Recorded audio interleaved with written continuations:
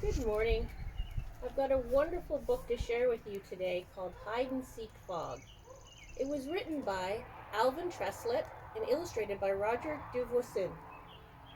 I'd like you to listen for activities that the children played during the foggy time that they had and the activities that they played during the nice, bright sunny days. I'd also like you to watch for how the illustrator or the artist used colors and shading to create the fog in this book. Can you see how pale it looks on the cover? And the children are running around playing hide and seek? Let's find out what else they did in this story, Hide and Seek Fog.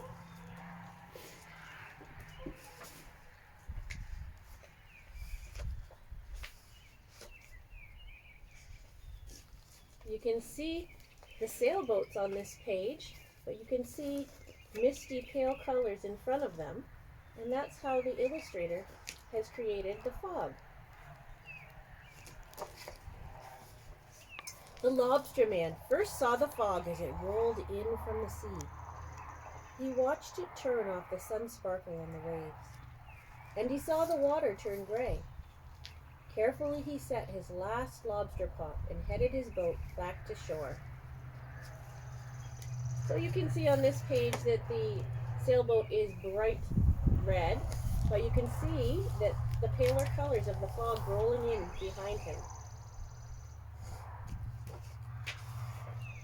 The dampness touched the crisp white sails of the racing sailboats, and suddenly the wind left them in the middle of the race.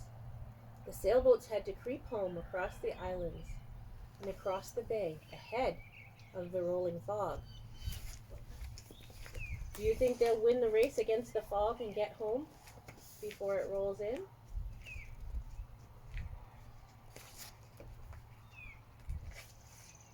In long straight lines, the seagulls and terns flew back to their roosts on the craggy rocks. They knew the fog was coming too. Now the water of the bay was gray like the sky, and the end of the beach was gone.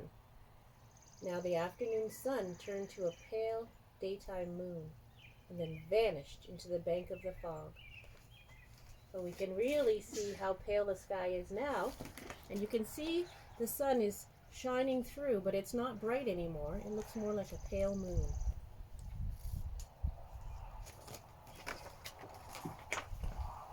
On the beach, the sand was suddenly cold and sticky. Now I wonder why it was cold and sticky.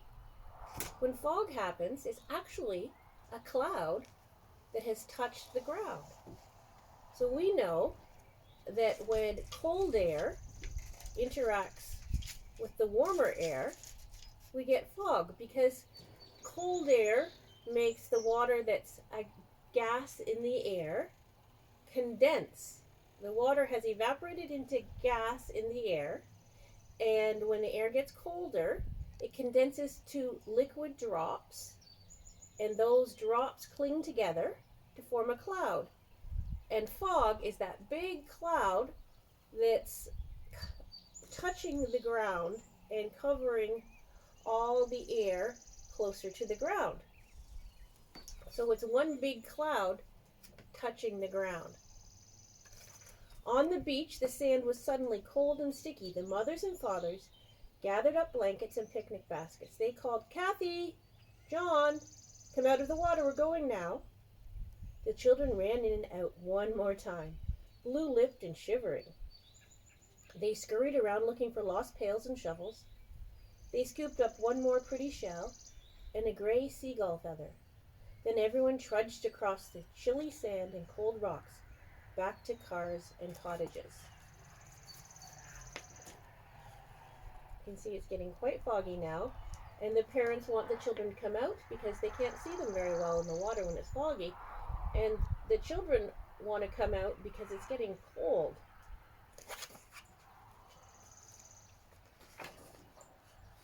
You can see how the artist has used a technique called perspective here, because the people at the front that look like they're closer are bigger and more colorful. And she's made the people behind look very pale and small, so they look like they're behind the people in the front.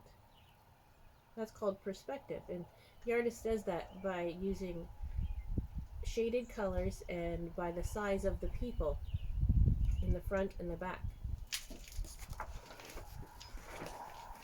The lobster man delivered his lobsters to the fishing wharf.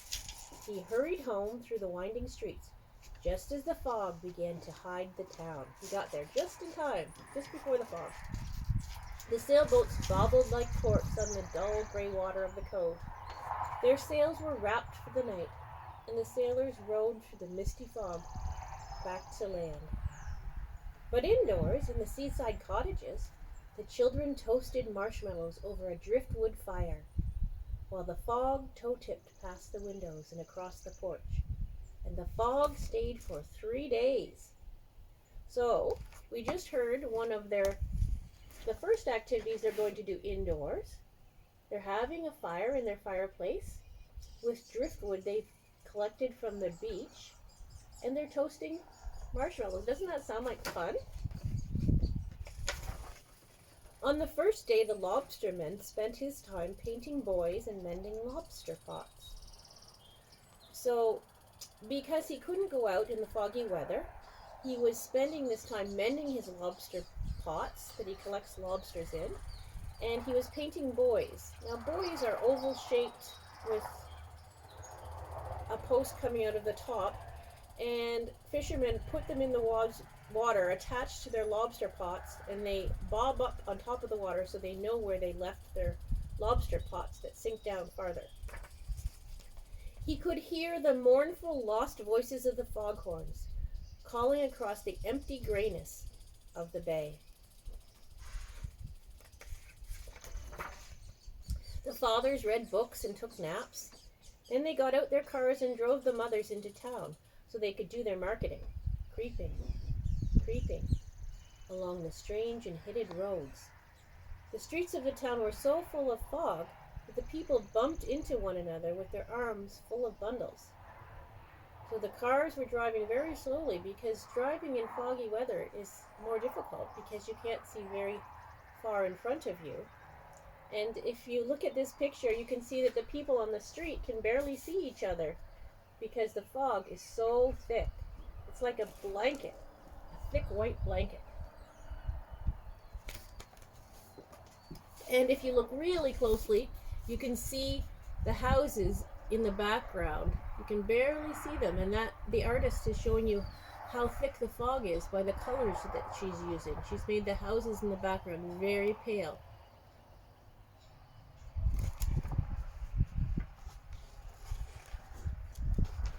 Only the children liked the fog. They played hide and seek in and out among the gray-wrapped rocks. They spobbled in the lazy, lapping waves on the beach, and they got lost right in front of their own cottages. So, when the sun was out on the beach, they could go swimming. But in the foggy weather, they had to stay on the shore when they went outside, and they played hide and seek.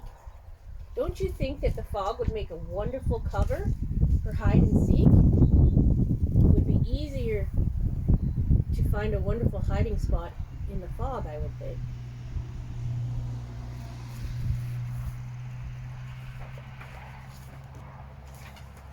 On the second day, the lobster man talked about the weather down on the fishing wharf.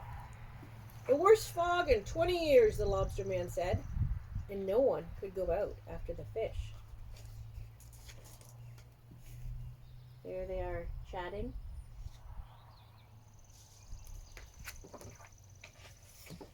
The fathers scowled and complained about spending their vacations in the middle of a cloud. And just like we said, fog is actually a cloud that's touched the ground. All those little water droplets are condensing and coming together to form a great big, huge, gigantic cloud that's touching the ground. The mothers tried to cheer everyone up. They put on bright colors and helped the children make scrapbooks by the driftwood fire.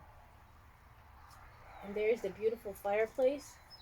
They're making scrapbooks in front of it, and the logs in the fireplace are driftwood they've collected from the beach. So far, they have toasted marshmallows, played hide and seek, and now they're making scrapbooks. The lobster men are fixing their nets and their pots. The fathers and mothers are going to town to buy more groceries. So everyone seems to be keeping busy doing different activities than if they were on the beach on a nice, bright, sunny day. But out of doors, the fog twisted around the cottages like slow motion smoke. It dulled the rusty scraping of the beach grass. It muffled the chattery talk of the low waves, and it hung, wet and dripping, from the bathing suits and towels on the clothesline. So why would the water be hanging from the clothes on the clothesline? Because as we said, the fog is made up of water droplets. So when the clothes were on the clothesline, those water droplets were hanging from the clothes because they were in the air all around the clothes.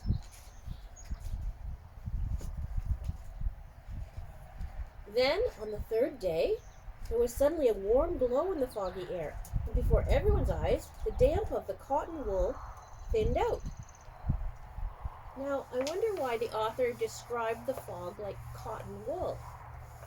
Do you think it's because the thick white blanket of fog also maybe looked like cotton, fluffy cotton? Sometimes when we see clouds up in the sky, they do look like a great big fluffy cotton ball. The western sun slanted through under the fog, and there you can see the sun slanting down through the fog. The sky is starting to change. It was changing the islands in the bay to gold. A breeze sprang up out of no place and gently rolled back the fog back to the wide and empty ocean. Once more the water sparkled beyond the islands, across the wide bay to the edge of the world. Now yesterday, for half of the day, it rained, and the other half of the day was sunny. And I just love it on a rainy day or a foggy day when all of a sudden the sun bursts out and makes the world bright and cheerful. And that happened yesterday here after the rain. Did that happen at your house as well? I imagine that's how it made these people feel after being inside for 3 days and not being able to do their regular activities. The lobsterman went down to check his boat and make sure that everything was all ready for the morning. The sailors made plans for a sailboat race next day, in and out among the islands. So they're getting ready for their regular everyday activities that they usually do. Then at last, the mothers and fathers and all the children came out of the shut-in cottages into the fresh, clean air. And the families gathered for a clam bake on the beach. And there they are, everybody's out again on the beach. Now, in the eastern provinces, where this story takes place, there's a lot of fishermen, and they eat a lot of seafood. So, in the summertime and the fall, they collect clams, and they make fires and hang a big pot over the fire, and they bake their clams. And everybody comes out for a big celebration. So that's what they're doing. They're collecting the clams and building their fire.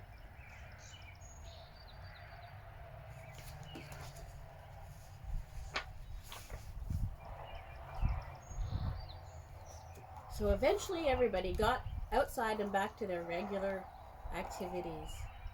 Are you finding fun activities to do with your family now that we're sticking closer to home and not doing all the normal things that we usually do? I hope so. I hope you're taking this opportunity to find lots of fun activities like the children and the adults did in this book. Have a wonderful day.